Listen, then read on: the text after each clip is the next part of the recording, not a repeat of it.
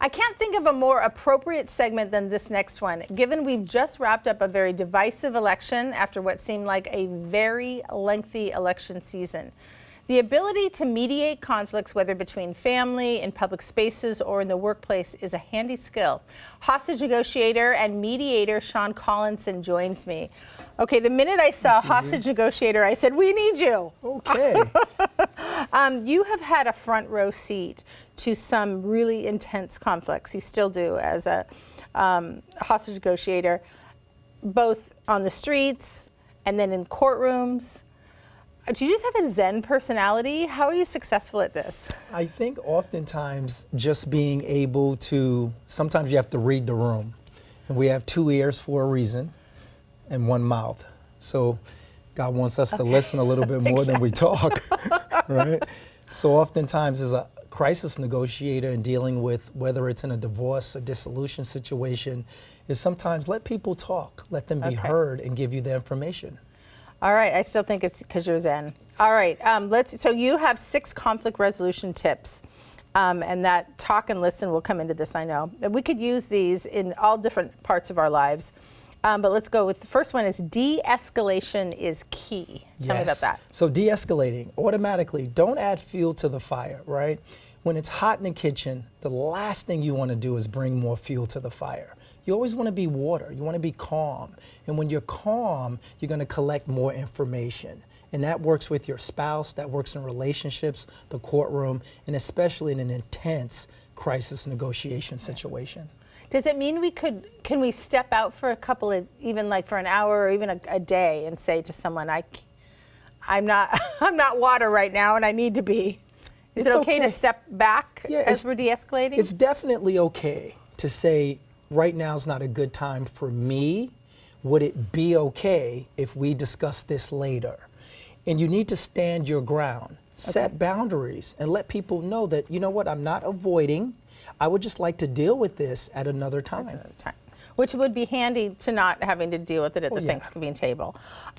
Second tip is focus on resolution, not revenge. That's right. Ooh, that's hard. That's huge, right? So the bigger picture is, how is this going to look tomorrow? Okay. When you're in the moment and you're in conflict, you're sort of disconnected from the resolution or the bigger picture. So you want to step back and collect your own thoughts and say, how do I want this to end? Do I want to sleep on the couch just tonight or the rest of the month? Yeah.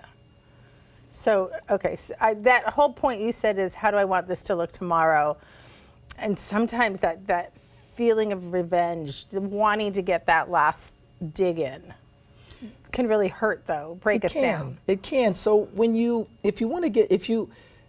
being right is not always the best choice. Sometimes it comes to a compromise and you say, okay, well, did you ever think about it this way or that way?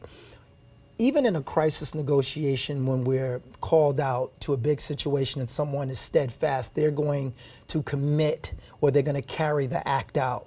The one thing that we learned during the training in the FBI training is there's an FBI staircase. And the first thing is to build rapport. Listen, let them be heard. And when they talk, eventually they'll be exhausted. And then the one thing that we say as negotiators is, can you run that by me again? And I go, wait. I like that when they're exhausted. Tip 3 is keep calm in crisis. That's tough. Oh, you have to stay calm. Now, as negotiators, the first thing we learn is active listening, right? So the listening skills are huge. So I just want to listen. I want to take control of the moment. I want to sort of use a voice where you're coming in hot, I'm coming in chill. And you start to think to yourself like, you know what, this person's listening to me. No one's listened to me all day. So then I'm starting to calm down because you're listening. Right, so there's a seesaw effect. So there's irrationale and there's rationale. And the negotiator's goal is to balance it out. Okay. And once I can balance it out, now even in relationships with spouses, sometimes you had a busy day at work, you come home, everything's disorganized, the kids all over the place, you gotta make dinner, you gotta cook, gotta get the kids to bed. So it's a lot of franticness going on. So when I walk in calm and saying, I'm here to help out, let's get it done, I automatically add to you that I'm on the same team. I like that. And as partners, we'll get it done. And I think this last one that I can get to, goes with that. Use empathy as a tool. That's right. That's right. Use it as a tool. Don't use it as a weapon. Also, remember, you need to be adding value in life every single day, at work, crisis negotiations, at home, when you're in a Starbucks, no matter where you are, when you're around people. Try to add value. Be value added, not value taken away. Wow, that is certainly a lesson I think that we could all take into this, the idea that and asking myself that question, what value am I adding to this conversation, to this moment? I could do that with my kids. I could do that. My coworkers would probably appreciate it if I did it with them. So thank you. Thank you for having me Thank you so here. much.